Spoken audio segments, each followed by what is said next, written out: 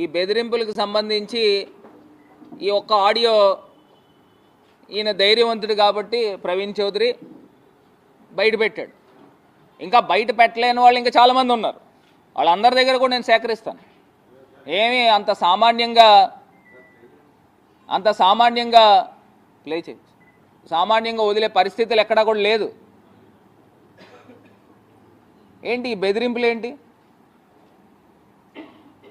ఆయన మళ్ళీ ఇంకోటి అంటున్నాడు, నీ ఇల్లు ఎక్కడ ఉందో నేను కనుక్కున్నాను.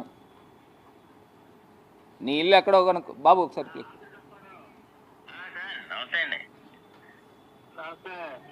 16 కోట్లేమో వాళ్ళేమో పన్ను కట్టాలి, మాకు కడతలేదు. ఈ పేపర్ మీద ఉంచాలన్నా మూసేయాలన్నా, ఒక ఇండస్ట్రీని ఉంచాలన్నా మూసేయాలన్నా మార్వడిగాడు అంట. వైఎస్ఆర్ ఉండి వైఎస్ఆర్ పార్టీలో కూర్చి మాట విని వెళ్ళావు. వెళ్ళి ఏం పీకారు? మా మీద కామెంట్ చేశావు. నేను విడిచిపెట్టానని అనుకోకు. కామెంట్లకి పనిష్మెంట్ ఉంటుంది ఎప్పటికైనా సరే. సరే అది నీకు వస్తాయి సమాధానాలు రెడీ పెట్టుకోండి. డ్యూటీకి వెళ్తున్నావా? వెళ్తున్నాను సార్, వెళ్తున్నాను. విర్రబీగిపోయారు 5 ఏళ్ళు. నా తొక్కలో కూడా భరత్ గడు ఇప్పుడు ఏమంటాడు? తొక్కలో కూడా భరత్ గడు అండి. ఏం చేయగలరు? మొత్తం నాశనం చేశారు పేపర్. అప్పుడు ఉన్న పరిస్థితుల్లో ఎందుకు వెళ్ళినా తెలుసు. నువ్వు ఎందుకు వెళ్ళావు నాకు తెలుసులేవయ్యా బాబు. ఇప్పుడు రాజయ్య మనల్ని ఇది చేస్తారు కదండి. అవును, బుచ్చి చౌదరి సలహా మీద బుచ్చయ్య చౌదరి సలహా మీద వెళ్ళాడు. చౌదరి ఏం చేస్తాడు? బుచ్చయ్య చౌదరి ఏం చేస్తాడు? వైఎస్ఆర్ దొంగ ఉంది ఇక్కడ మొత్తానికి. దాన్ని మా యోగ నిద్రలో పోయింది. అది 10 ఏళ్ళు అయినా లేవదు ఇక్కడ. కానీ మిమ్మల్ని అంత తేలిగ్గా ఇచ్చి పెడతామని అనుకోకండి. ఆ రోజు నువ్వు హెచ్చరిక మా మీద ప్రెస్ మీట్లు పెట్టావు. నువ్వు ఏమనుకుని పెట్టావు? నీ తాగత ఏంటి? నువ్వేంటి నీ తాహత అంటే అతను ఎమ్మెల్యే, అందుకనే నీ ఇల్లు ఎక్కడో వాళ్ళ తాతగారు 2 సార్లు ఎమ్మెల్యే చేశాడు. ఆయనది అది తాహత. మరి ఇంత దారుణంగా బెదిరింపులు చేస్తూ ఉన్నాడు. మళ్ళీ అది చెప్తున్నాడు అది ఫేక్ అని చెప్తున్నారు. ఇప్పుడు మావాడు ప్రవీణ్ కూడా ఛాలెంజ్ చేశాడు, పాలిగ్రఫీ టెస్ట్కి సిద్ధమా అని.